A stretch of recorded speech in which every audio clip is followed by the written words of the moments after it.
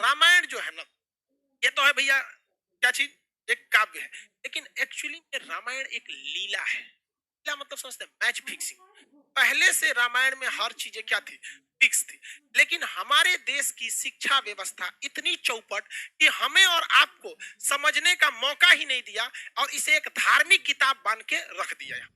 रामायण को अक्सर कहा जाता है राम लीला, देखते हैं। ये राम जी की क्या थी, लीला थी। राम जी की क्या थी, लीला। अगर आप इसके छोटे से छोटे चीजों को अगर आप समझेंगे, कोई भी चीज को अगर समझेंगे, छोटे से छोटे चीज को, तो आज के जीवन में आपको बहुत सारी चीजें सीखने को मिलेगी। अच्छा ये बताइए, राजा दशरथ जी की पत्नी थी, वो कौन सी पत्नी थी जिन्होंने रथ में उंगली डाल के उनसे वचन मांगा? कौन थी? कैकई। उन्होंने क्या कहा था राजा दशरथ जी ने, कि हम तुम्हें एक वरदान देंगे। बदले में उन्हें क्या कहा, कि हम उचित समय आने पर आपसे क्या मांगेंगे, वरदान। याद रखिएगा, आज के जीवन में अगर आप किसी से कमिटमेंट करते हैं तो तुरंत पूरा करवा लीजिएगा। ऐसा मत कहिएगा कि उचित समय आने पे हम तुम्हारे लिए करेंगे, वरना आने वाले समय राजा दशरथ जी की मृत्यु का कारण भी बने थे राम जी का वनवास। कौन बर्दाश्त करेगा वहां पे राम जी का? लक्ष्मण जी को तो वनवास नहीं था, वो तो साथ में चले गए थे, भाई के स्नेह में चले गए थे कि नहीं?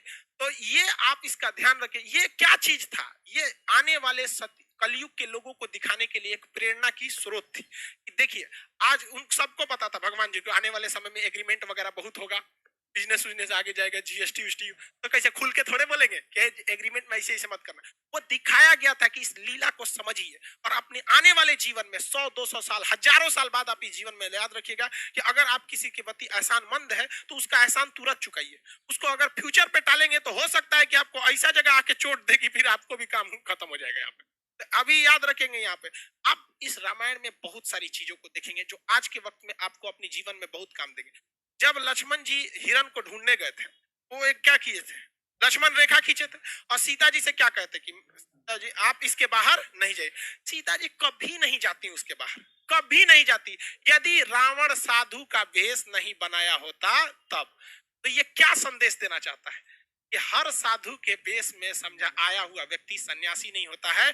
कलयुग के वेश में अगर कोई भी आपका साधु बन के आता है तो हो सकता है कि वो आपके लिए लक्ष्मण रेखा पार कराने के लिए आया है। इसलिए आंख बंद करके भरोसा नहीं कीजिएगा, क्योंकि सीता जी जैसी जब वो भगवान की पत्नी जब धोखा खा सकती है, तो हम जैसे तुच्छ मानव लोग की औकात कौन सी औकात है हमारी? और आज भी देखिए, आपको तांत्रिक लोग किसी किसी नाम पे आपको ठगेंगे। ये एक लीला है, लेकिन हमारी सिस्टम में जब अंग्रेज आए थे तो इस तरह से पढ़ा के गए कि हमारे और आपके दिमाग पे एक ताला मार दिया कि बौद्ध ग्रंथों में कुछ भी है तो आप इसे नहीं पढ़ेंगे, क्योंकि आपके दिमाग पे ताला मारा गया है कि आप हिंदू हैं, आप मुसलमान हैं, आप सिख हैं। अरे भाई, महात्मा बुद्ध ने कह के गए थे क्या कि हमसे तुमको कोई भी, बौद्ध लोग ही हमसे अपनी तमन्नाओं को मांगना या हमारी मन्नत मांगना, अगर कोई मुस्लिम या हिंदू हमसे कोई प्रार्थना करेगा तो हम पूरा नहीं करेंगे। क्या मर्यादा पुरुषोत्तम राम कहते क्या कि अगर हमसे कोई सच्चे दिल से मुस्लिम अगर हमसे अपनी प्रार्थना करेगा उसने मुसीबत में, तो हम उसकी पूजा नहीं, की प्रार्थना को नहीं सुनेंगे, कहेंगे भाग तू मुस्लिम है, क्या कहेंगे? नहीं। लेकिन हम लोग 200 साल तक अंग्रेजों के गुलाम रहे। देखिए, मुगलों के वक्त में भी हमारी संस्कृति पे आँच आई थी, मुस्लिम शासक के वक्त आई थी, लेकिन उन लोग की सोच दूरदर्शी नहीं थी, वो केवल हमारे सामाजिक क्षति किए। लेकिन जब अंग्रेज का शासन आया ना, मेंटली बर्बाद कर दिया सब, जिसका खामियाजा आज भी हमें भुगतना पड़ता है।